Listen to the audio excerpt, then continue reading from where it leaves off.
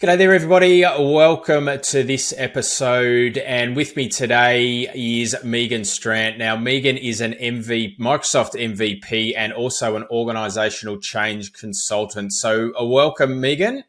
Thanks, Daniel. Thanks for having me.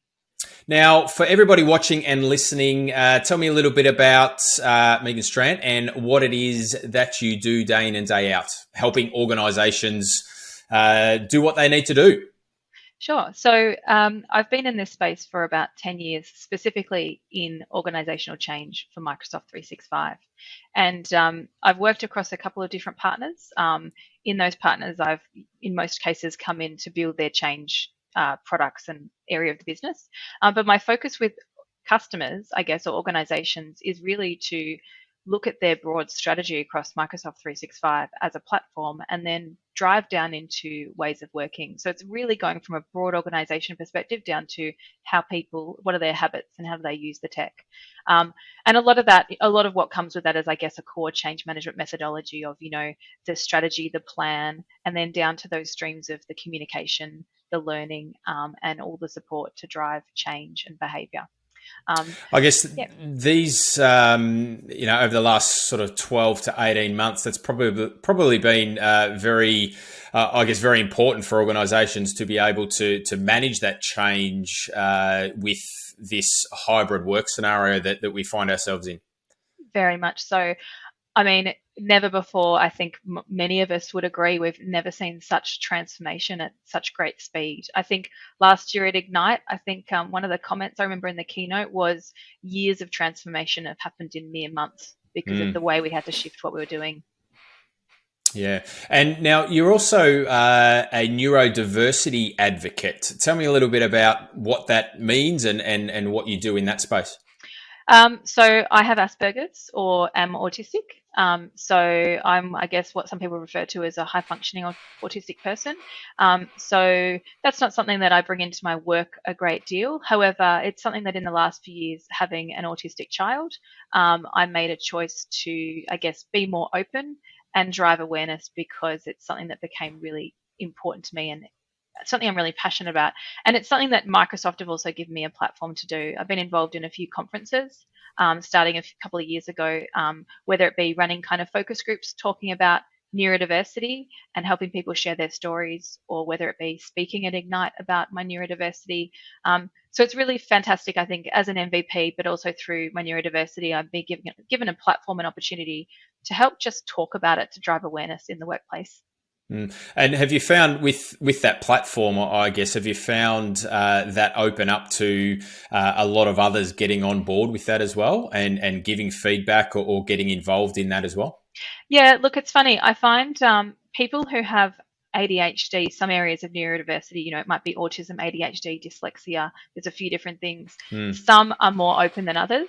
I would say, and it might sound silly, but sometimes I feel like ADHD is trendy, whereas autism is less known about. A lot of people will be more open about ADHD because they feel like I'm really smart and I'm really fast at what I do. Whereas autism comes with maybe more social stigma or awkwardness with social things and communication. So it's been interesting to see how some people surface and are more open, whereas some are still guarded.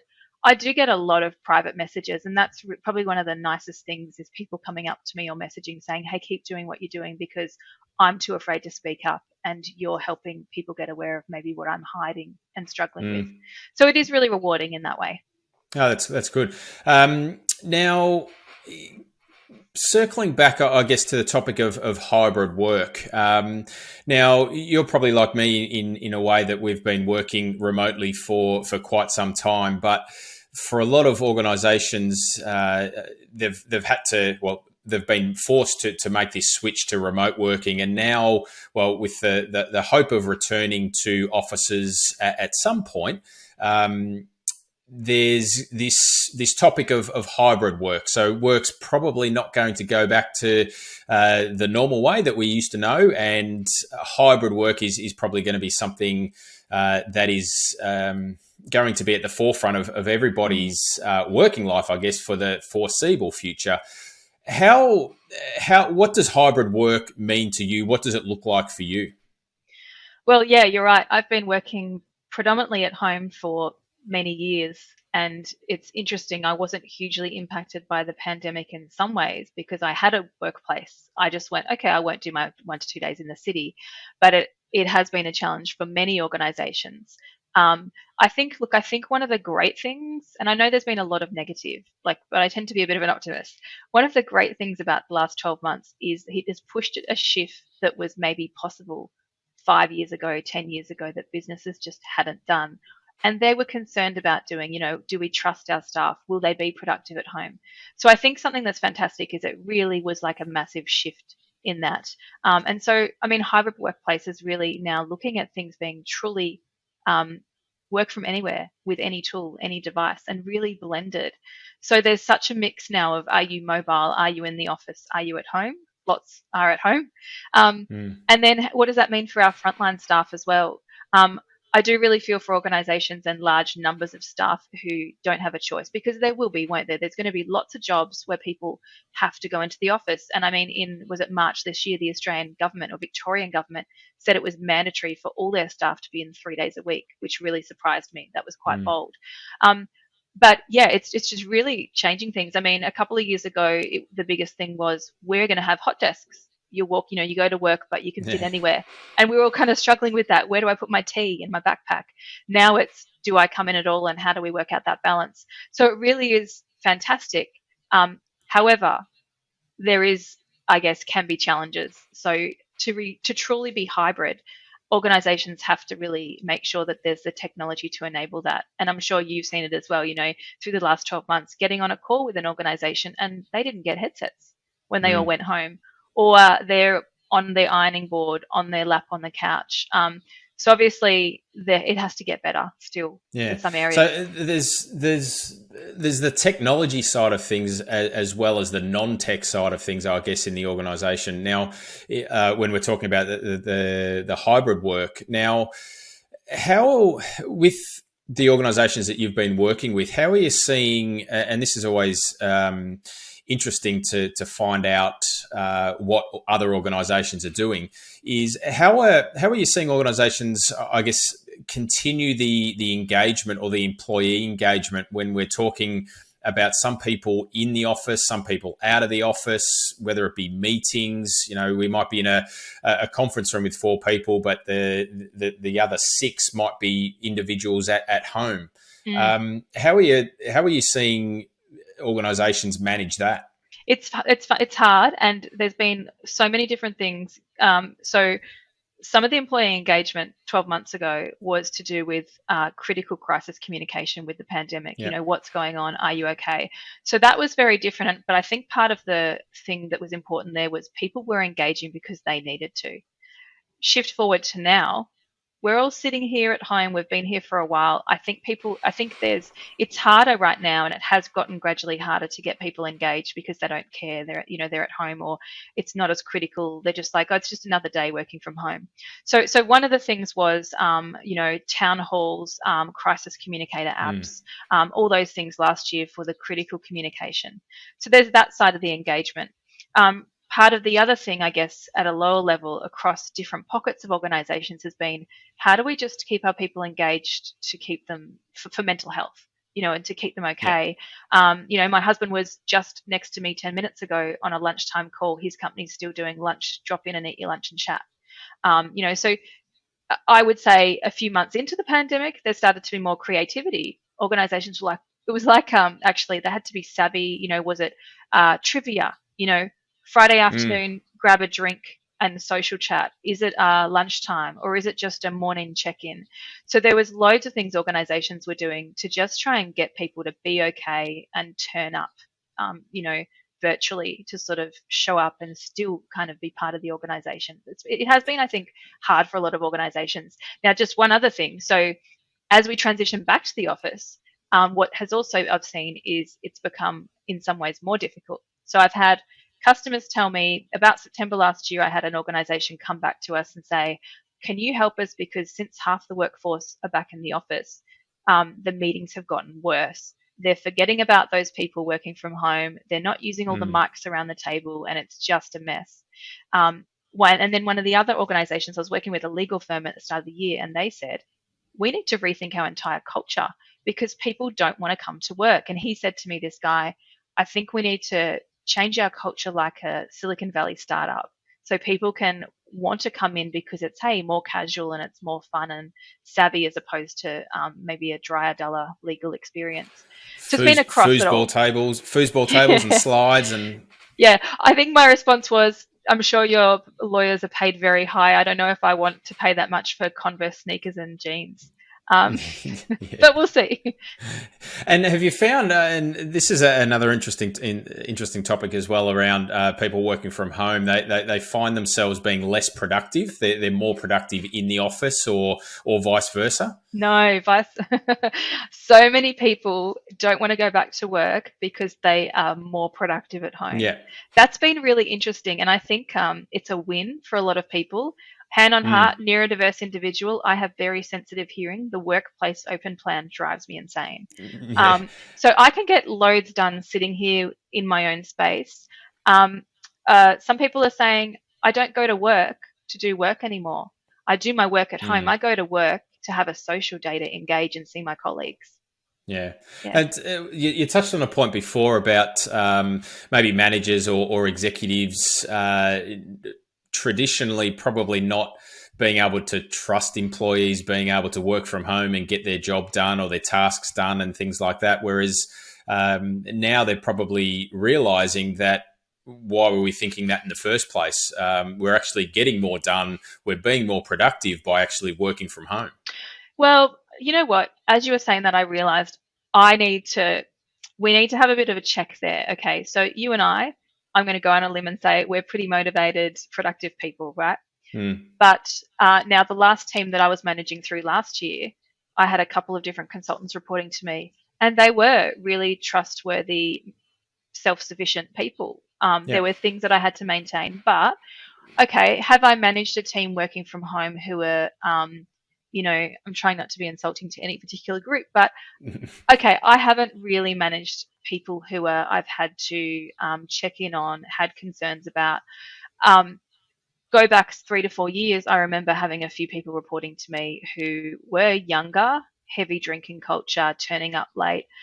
Would I want to manage some of those people working from home? That would be harder. So, yeah, I think I think I need to be careful, because I would say then my taste of this experience, moving fully remote and the trust, has been very good because of the people that I've had reporting to me.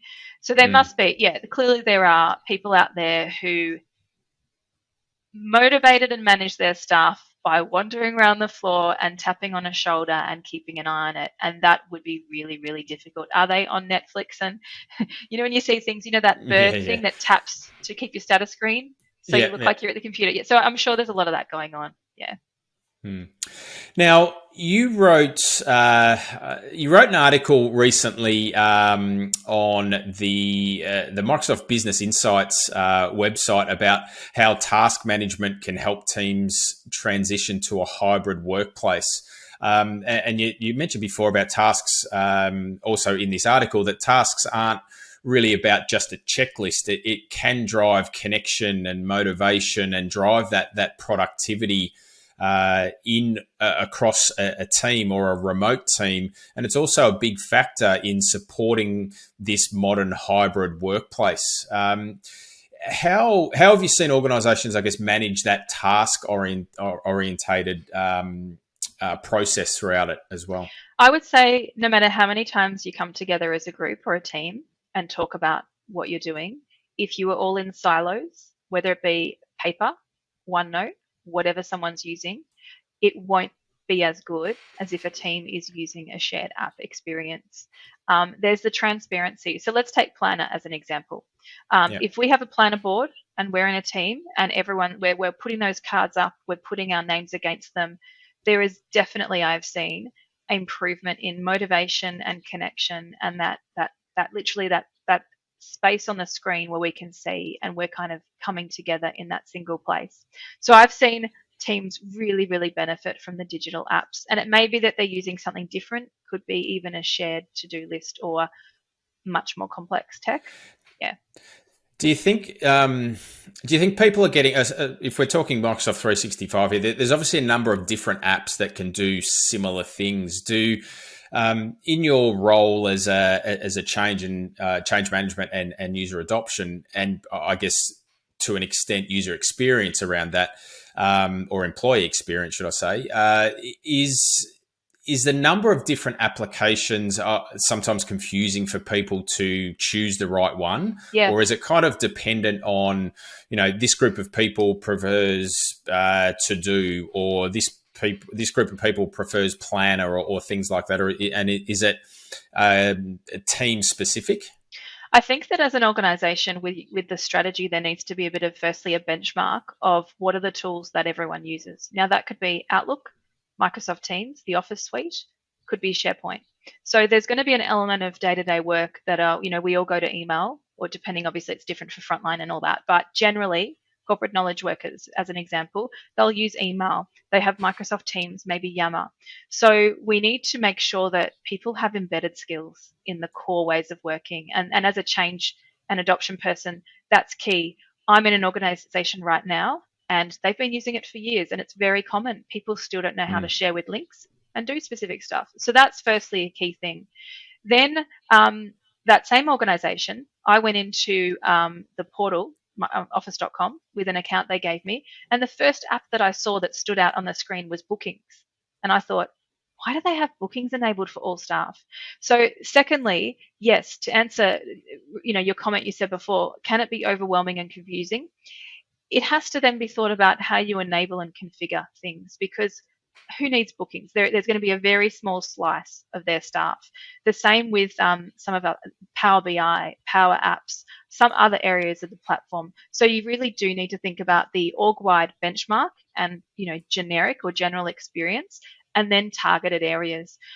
People use the term collaboration contract. I've heard that a lot over the last few years. So as a team, do we come together and go, how do we want to work?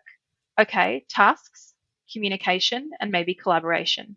I like to pull it up to core areas and go, what are your needs in those areas? Because some areas, for example, like a personal assistant is a role that will work heavily with one individual. Is she going to collaborate with 5 other people in presentations all the time? Maybe not, just her for that person. So do they need a planner? Maybe not. So you need to work out what are the goals and the ways of working and the processes of specific slices of business, and what apps suit their needs, definitely.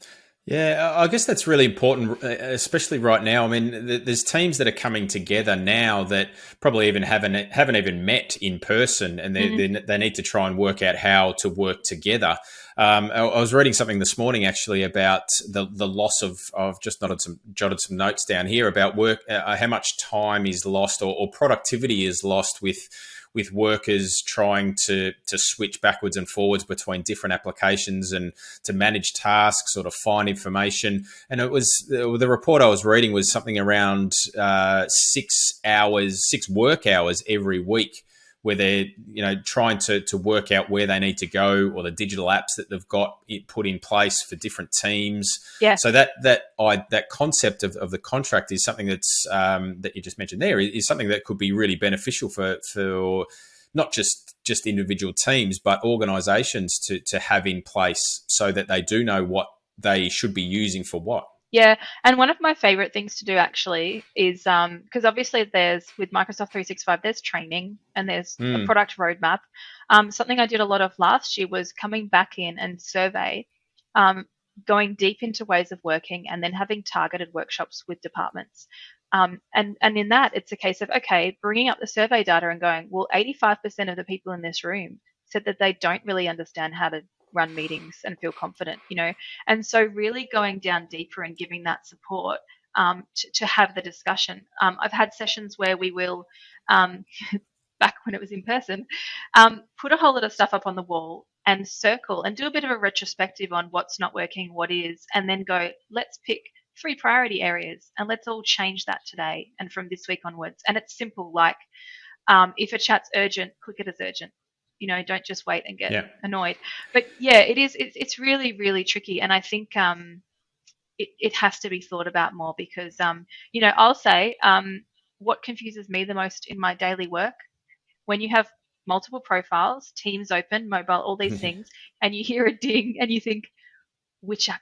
Where's Where's the that? Where's that from? notification? Yeah, yeah, yeah. So even just down to that level of communication, sometimes it can get overwhelming because you think, oh, where's that message come from? And I need to click through my windows. Yeah, it does. And so with the organisations that you've worked with, and whether you've implemented that contract type of process in there, does it work with different, I'll say, functional areas or departments, let's say, that have different, they obviously have different ways of working. So they would have, say, different types of contracts. So let's say IT, they might prefer to message with Teams, whereas sales might be even with email, they might be that more accustomed or more comfortable with still communicating via email. Yeah, definitely. And I spoke to a department the other day actually, and I asked them about Teams posts. That organization has a retention policy that's very short, and they said Yeah. nothing in Teams is permanent, so we rely on email. I've also worked with in the legal industry. There are certain industries that say we need email to be our core tool for specific reasons, and it may be something to do with a CRM or another product or retention. So yes, it has to be at the level of role and department. I mean, this is sounding like a whole lot of work. It's not. It's kind of like having one workshop. Great example. I worked with a council a year or two ago, and we were rolling out Microsoft Teams a couple of years ago, and they talked about some of the less major roles, right? And so, for example, swimming staff at this council, swim teachers and exercise staff at the rec centre, they said, they wanted to roll out email addresses, and that was a huge uproar because they don't ever touch computers. They walk in, teach their class, and leave. So there was a whole union thing about 15 minutes a shift to go check email. But funnily enough, they said, we don't need to talk to them about Teams. They won't use it. Now, the manager there got wind of it and said, we use Facebook to communicate shift change. And I asked them, what about Teams and posts and an area to communicate? And they loved it. And then we shifted them from shadow IT of Facebook into the platform in Teams on the phone, and they used it and it took off. So that's just a really great, I think, story of how, these pockets and areas have really different needs, and we need to know what's the tool and what are they trying to achieve, and how can we make life easier. Yeah. Do you think that's because? I mean, is that because information is just not getting out to the tools that people have got at their disposal to be able to utilize, and the features and functionalities and what they can be used for? I don't want to point the finger, but it would probably be at IT. But you will. No, I think that somewhere in a business, the certain conversations are not. And look, IT are amazing. I've all the 10 years in this particular role has been heavily with an IT department, and so I need them and they need me. But what doesn't happen is it doesn't go beyond. There aren't maybe conversations with HR, L&D, business leaders. And look, because we're all busy. So if there are better conversations across the business about what are the tools and understanding what's available, then yes, they can. Some area of the business can say, "Oh, actually, we have a need and we could change a process and it could be better and more efficient if they shifted to a tool." So it's really getting to the right people. But I think what happens a lot is it's about governance, platform control, and just enabling general way of working. And there's probably a whole lot of people in IT, or even just one in some companies, that's just really busy and they're not going to get to all of that. Yeah, and I think that goes. Also, Microsoft are obviously very, very big on the employee experience topic now, and I guess one of the inherent things that organisations find themselves in or the situation right now is that they might have implemented 15 different individual applications or services or products to suit certain things, and that. Trying to think about what you need to do and what app you need to use to do a certain task is also, again, draining on productivity, but also in the user adoption of those types of services. And they go off and do their own thing, whatever's easiest, and get the job done. Being and the employee experience, I guess, is coming as part of not so much an IT function, but more of a HR function with IT involved, obviously. But reining in all of that type of those experiences as well. Yeah, it's going to be interesting to see what happens in that space, because I can't think of many customers I work with that have a gap. Okay, Yeah. so if you go to them with, say, learning pathways or Viva learning and certain things, it's the question will be, what do you do for learning, or where do you have a library, do you have an LMS? And so it's more of a getting an organization to shift into something, and that's a lot of work. And so there has to be a lot of motivation and desire for the new thing for them to want to change. Now, I know personally, I think Viva will have great potential, but the things that I want from Viva, it's probably 3 to 6 months away. So, Yeah. and that's the thing, customers, there's nothing right now that I can see in it that is to die for, that they're going to ditch their LMS or their current way, because it's such a big piece of work to change people's mindset. And you don't want to move to a new thing, because we've all worked in organizations where it goes from something to something and you think, oh my god, another thing, why did we change? Yeah, that's right. There has to be a story for it. Yeah. So that space is going to be interesting to be involved in, and then watch and be on the journey with some organizations. Yeah. Now, changing tact a little bit here, you are currently, from my understanding, doing some study around or completing the Masters of Education. Tell me a bit about that, and what are you learning in terms of learning styles and how that can be, I guess, transposed into the corporate setting as well? Yeah. So I made a big change at the start of this year. I went part-time with my work, and I decided I'd been thinking for a while about doing a bit more study. Now, my background academically is psychology and HR, but over the years, this space in Microsoft 365, my role in particular, I think, has a heavy focus on learning. And so I sort of looked around, and it was a course that I found that I went, you know what, I think I really want to go further down that area. So most recently, the study that I've been doing, or subjects, have been in designing innovative learning. So it's been really interesting to read a lot about what is innovation in learning, and doing assignments where I'm directly applying it to my day-to-day work, and reading a lot of research. So learning styles is an interesting one, which actually challenged my own thinking, because to be honest, I would admit I thought there were learning styles, but I think what I was probably thinking was people have preferences. Some people want to watch a video, some people want to get hands-on, some people want to read a user guide, right? That's there. But there's this, I think, belief out there that learning styles are actually important, and the learning you're trying to drive will be more or less successful based on what you create, the video or the site and things. And it's not true. So research has shown that there's actually no difference in the success of learning if these learning styles that change how someone learns. They may enjoy it less if you make them read a book, and they do it. It might be a bit dry, but they will still learn. And so I think that's really, really important in the Microsoft space, because we do talk a lot about, how do we get people to learn Microsoft Teams? It has to be a video, and it has to be snippets, and it has to be blah blah blah. And so that has been really, really interesting to sort of dive into and think about that. One of the other things that jumped out at me was research that showed that an individual is not the best person to own their learning journey. So really, yeah, it's better if I'm told what to do. Okay, yeah. Where what I automatically was thinking when I was reading about all this was, all the organisations that have given their staff access to learning, LinkedIn Learning, and gone, there you go. They are not actually sort of, I don't know, compared to research, going to have a better experience and actually be motivated to learn. We need to push people, and we need to not spoon feed, but we need to create the journey for them. I can't just go to LinkedIn Learning and search, what don't I know? I don't know what I don't know. How do I know I'm going to find a video that's going to make me know that?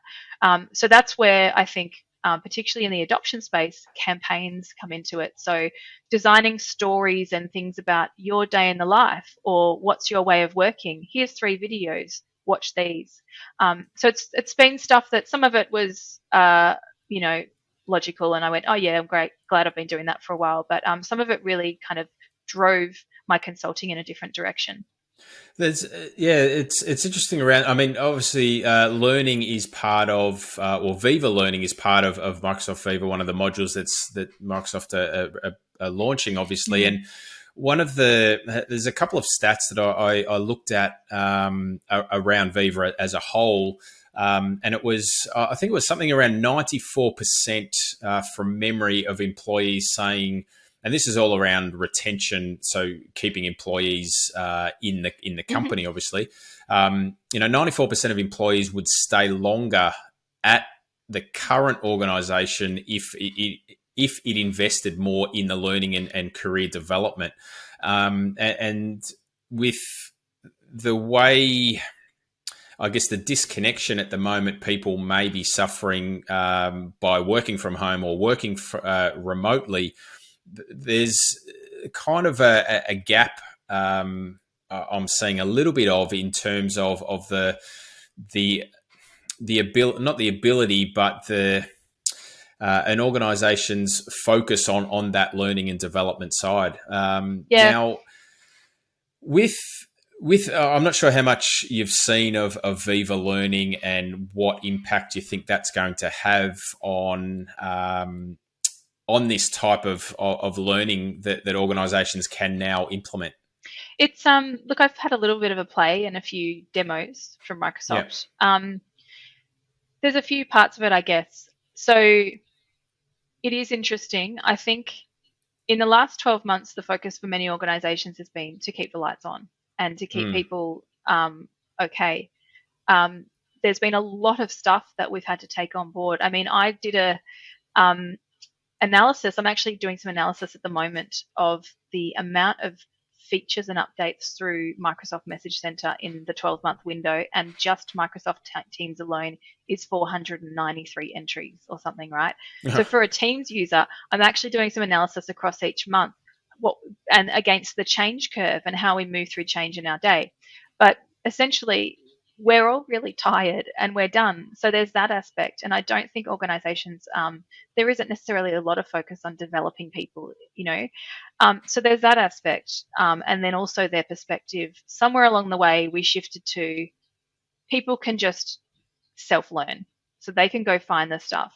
So when it comes to Viva, I guess a couple of things that I'll be interested in seeing is, okay, if I'm a manager or I'm in, say, learning and development or some area of the business, can I firstly design a learning path and a journey that's based around our ways of working? So circling back to what we're talking about with a collaboration contract, could this slice of the business think about, here's how we want to work with some of the other tools and create that? Can I track it? Do I know who's done what and if anyone's bothering to watch the videos? And then they seem to be quite interested in the social side. So, Yeah. social learning. So then putting posts and comments on videos. Hey, Daniel, this one's cool. This will help what we do with blah, blah, blah.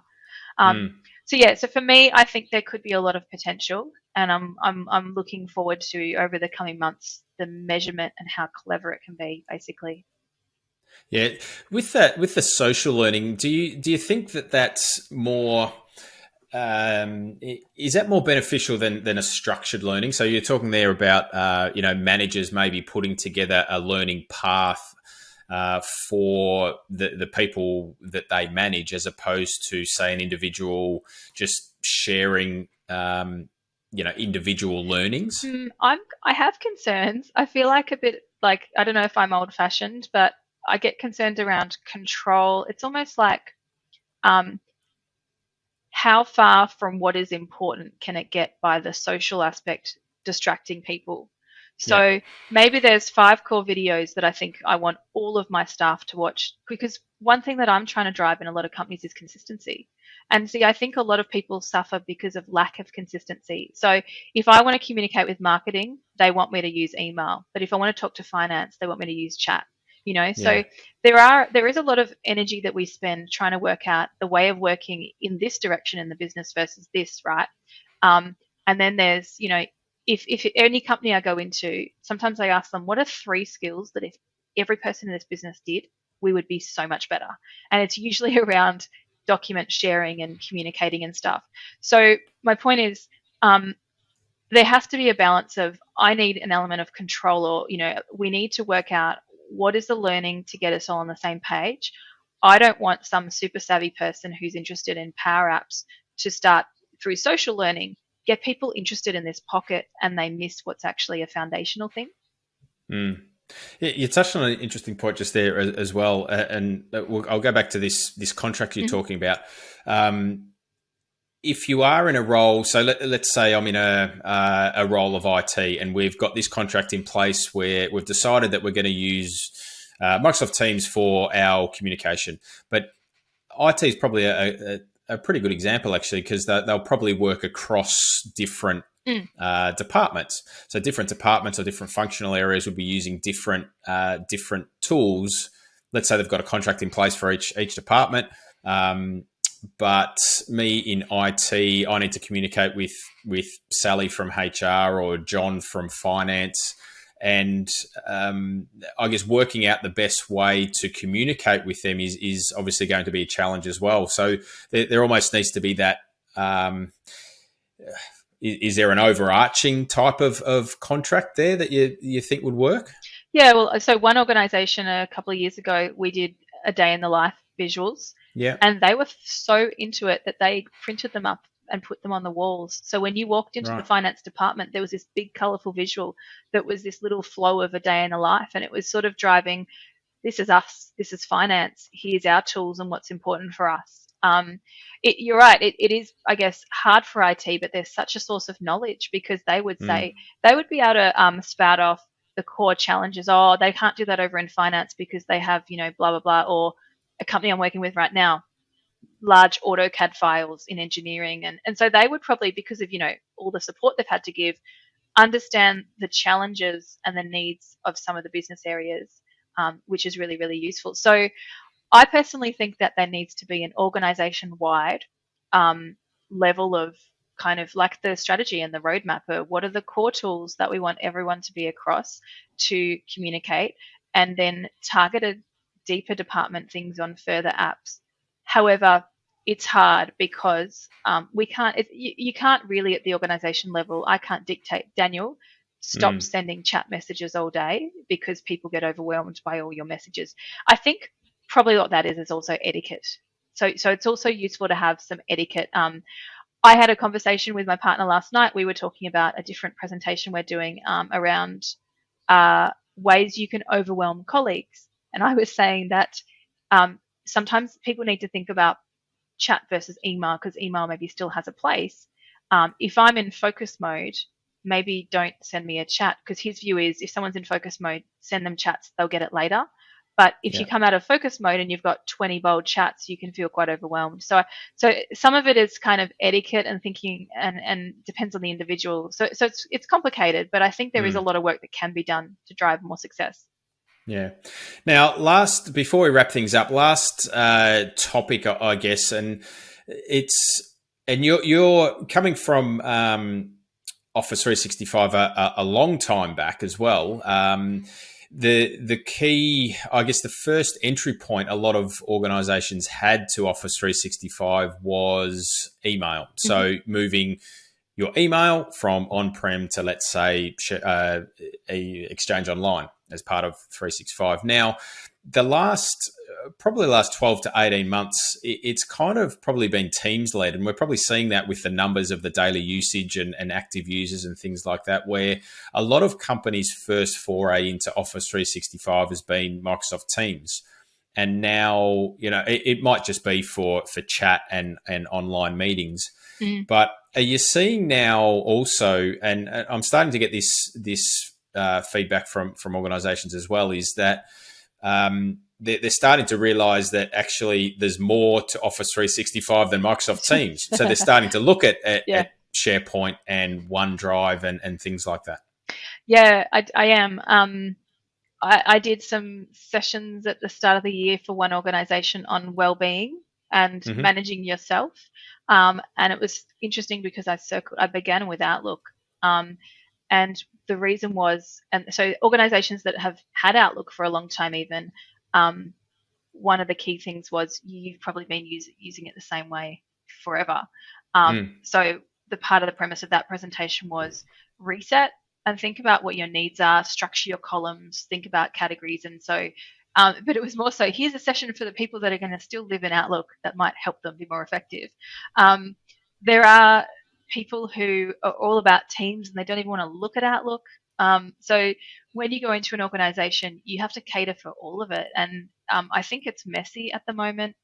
I think that people have really deeply embedded ways of working and preferences on like holding on tight to stuff. Like Outlook is a filing cabinet. Teams gives people anxiety because they can't have as much control and structure. Yeah, so it is tricky. But I think some great things that have been the spread now. I'm surprised over in say a year. I'm surprised how the ability to use Power Apps and Flow and things is spreading in organizations, which is really cool. With that, is that from like a general user, like a power user? Yeah. If someone, it's always the people who use Power BI, or but there are. What's great is there's opportunity for savvy employees who tinker to try and change a process, and I've seen that 2-3 years ago it was I'm not going to touch Power Apps as a consultant because it'll be for just like the real technical areas of the business. But I'm seeing, people who are, say, an analyst or, people in companies who are trying some stuff and going, this is really easy. Look what I built. But with that, SharePoint lists, I have seen a bit of a explosion in SharePoint lists features becoming really easy to use, and there being such a great application of that. Funny you should say that. I was in the previous episode with Mark Cashman, we were talking about that exact thing. So, whereas traditionally, again, you would have been talking to the IT department or a developer to get a little workflow to get notified when a column changes or a value here changes and shoot you an email. Yeah. But now you can just do it all from the UI of Microsoft Lists. So that type of functionality is amazing. And definitely, and circling back to you and I as a relationship, I last week built a SharePoint site and had lists in it. Now, a long time ago, you would have built that for me.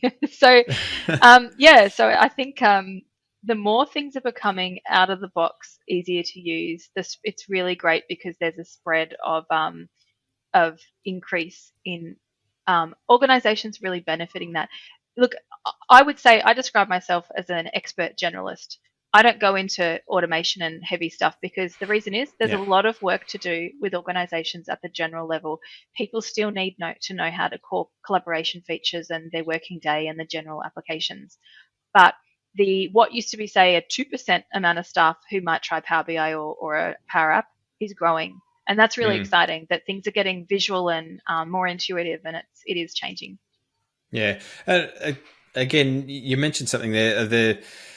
I guess all the talk of these whiz bang features of Teams and everything in the 365 platform, there are still a lot of, and the reality is still a lot of organisations, and I still find it every single day that are still coming to terms with moving something as simple as files into OneDrive, into sharing, and to those type of what we would probably consider as just rudimentary things that we do day in and day out, but it's still fairly foreign to a lot of people. Yeah, and sometimes there are legitimate major things in the way. So some company I spoke to recently said, I asked, can your staff share externally? They said they have to log a request and get someone in head office in the US to create a folder to allow that access to be done from that folder. And so there are these what seems like old school approaches, but you think, but there are maybe technical reasons that there's still something in place that is blocking something. The same with maybe levels of security, and it's always a shame when you think that's actually done really poorly, maybe because of the person that made the decision maker at the time as well. Yeah. So there are various reasons, but I think things are exciting. I can't wait to do adoption campaigns and launches in VR. That's my next thing I'm looking forward to. And I'm sure the things are getting sort of, really exciting as well. Yeah. Well, as we wrap things up, I'm sure that there's some amazing insights and information that you shared there. Where can people find you if they want to ask you more or engage with you further? So at Megan Strant. On Twitter, I'm on LinkedIn, Megan Strant. So yeah, feel free to reach out and message me. I'll post all of your socials in the show notes as well.